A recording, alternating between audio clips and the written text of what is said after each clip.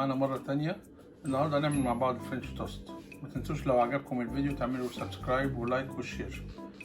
المكونات معانا النهاردة عيش توست هيبقى سليم كده وممكن نقطعه على أشكال للأطفال. ربع كوباية لبن، فلفل وملح، جبنة بارميزيان، 5 بيضات. أول حاجة هنعملها هناخد البيض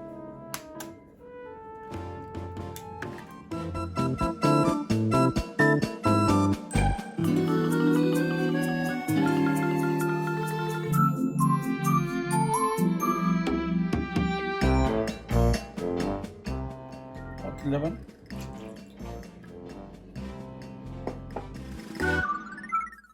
نحط الملح والفلفل،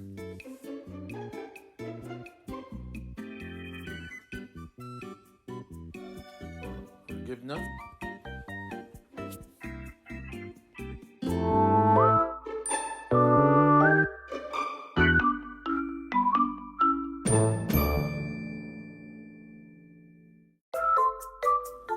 ونحضر مقلة فيها زبدة سايحة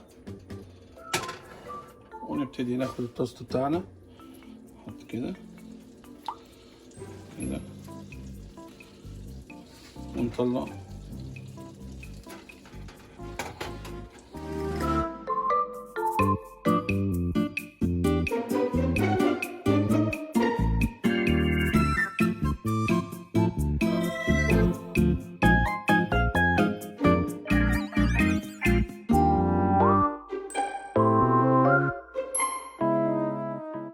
ونبتدي نقلب التوست بتاعنا.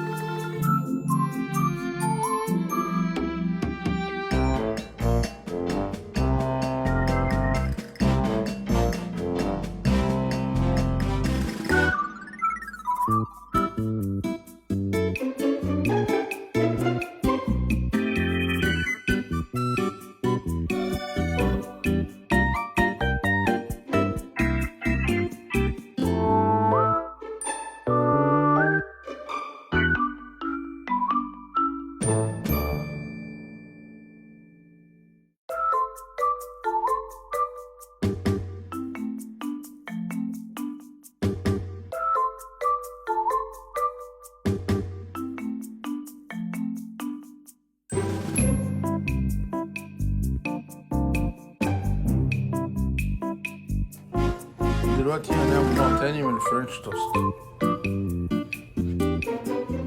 ودلوقتي سيحنا الزبدة نحط عليها البيض وكأننا بنعمل اومليت،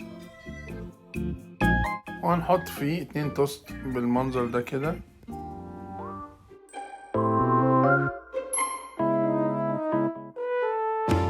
هنسيبهم ثواني وبعد كده نقلبهم على الناحية التانية.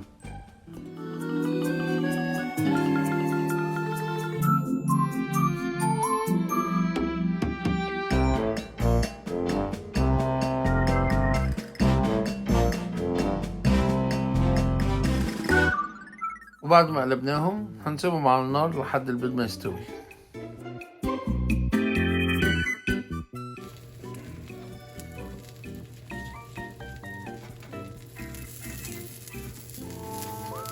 ولما يستوي البيض نقلبه على الناحية التانية. كده قلبنا البيض ونبتدي نتني الجناب على التوست.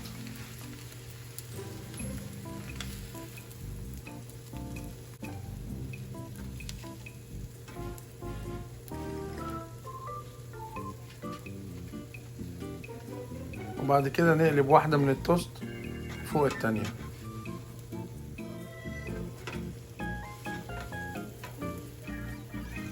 ونسيبها شوية وبعدين نقلبها على الناحية التانية.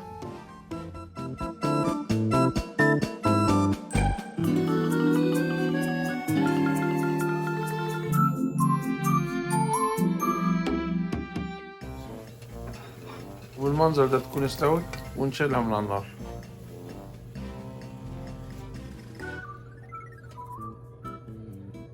وبكده يبقى جاهز معانا فطار سهل ومغذي وطعمه حلو قوي. بالهنا والشفا. ما تنسوش لو عجبكم الفيديو تعملوا لايك وشير وسبسكرايب.